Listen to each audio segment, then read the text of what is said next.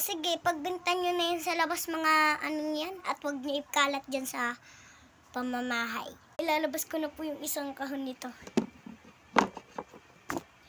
Dito na ako. Bili lang po kayo ng pamango. Then may drawing po ako dito. At saka picture print.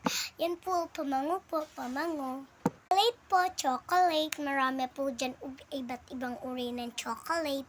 Nako. Hello. Bes, nagtitinda kasi yung ate ko ng pamango. Pwede ka bang bumili sa kanya para matuwa na siya sa akin? Pabango, pabango.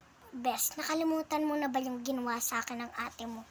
Pinagsamantalahan niya akong magnanakaw. Hindi ko naman siya inaano. Bes, di ba ako na pong humingi ng patawad, Bes? No way pa rin. Kahit anong gawin mo, hindi kami magkakabati ng ate mo. Parinig mo naman ako dito.